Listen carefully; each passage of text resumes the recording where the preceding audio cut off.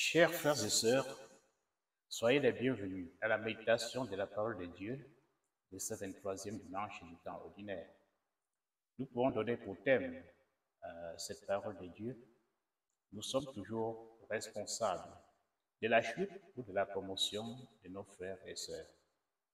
Ainsi, ne répondons jamais à la question « Où est ton frère? Qu'est-ce qui est arrivé à ton frère?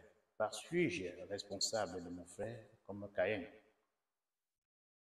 La première lecture, Dieu dit au prophète Ézéchiel, « Fils d'homme, j'ai établi comme guetteur sur la maison d'Israël. Si j'ai dit au méchant, tu vas mourir, et tu n'en avertis pas, et tu ne cherches pas, à ce qui quitte sa mauvaise conduite, il mourra. Mais c'est à toi que je demanderai compte. Si par contre, tu lui as dit, tu as cherché à le récupérer, et qu'il s'est obstiné, il mourra, mais je t'épargnerai la vie. » L'apôtre Paul dit dans la deuxième lecture que nous avons une dette.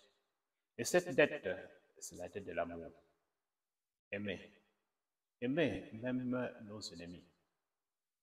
Les humanistes l'ont dit également de leur manière. Nous avons par exemple le poète John Donne qui a écrit un poème au XVIe siècle avec le titre « Pour qui sonne le glas ?» et dit « N'envoie jamais poser la question pour qui sonne le glas, ils sont toujours pour toi. » Ce qui arrive à ton frère ou à ta sœur peut être à cause de ta responsabilité. Parce que tu n'as rien fait pour que cela n'arrive pas. Et dans l'Évangile, nous sommes au chapitre 18 de Saint Matthieu, qui est intitulé « Le discours communautaire ».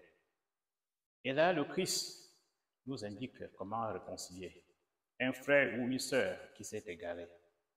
Mais notons d'abord qu'avant ce passage, il nous relate la parabole de la brebis perdue.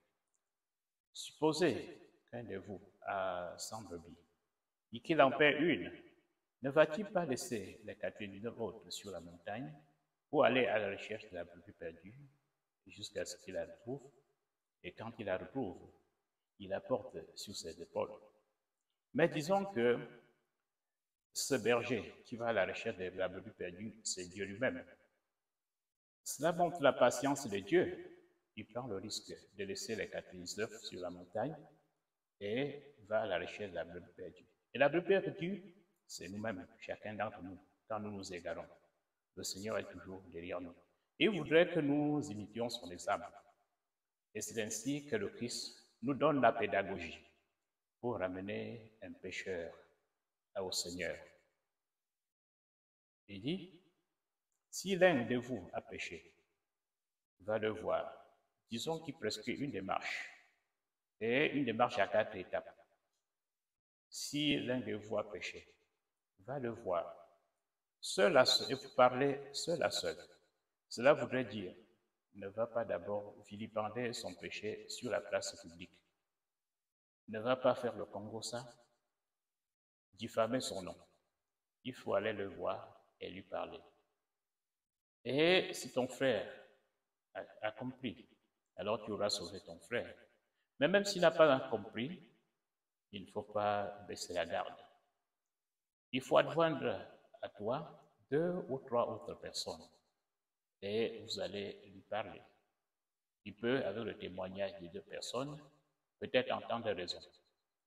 Et même s'il ne vous comprend pas, ne vous découragez pas. À ce moment, parlez à la communauté. La communauté est capable de ramener le frère et la sœur qui s'est égaré. Disons la famille ou l'Église est capable. Et c'est à ce moment, s'il ne comprend pas la famille, s'il ne comprend pas l'Église, la communauté, que vous pouvez le considérer comme un délinquant, comme un pécheur ou un publicain. Mais cela ne voudrait pas dire que vous allez le rejeter. L'Église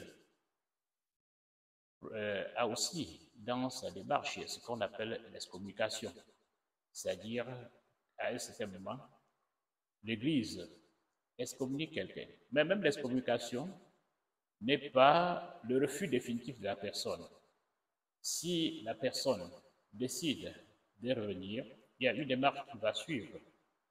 Donc, Dieu ne rejette pas le pécheur, il rejette le péché.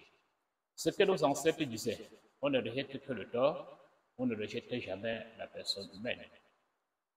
Frères et sœurs, conscients du fait que nous sommes réconciliés avec le Seigneur et qu'il est toujours derrière nous, identifions nos frères et sœurs qui sont aussi sur la pente glissante et cherchons à les ramener sur le bon chemin. Nous vous remercions et passez un bon dimanche.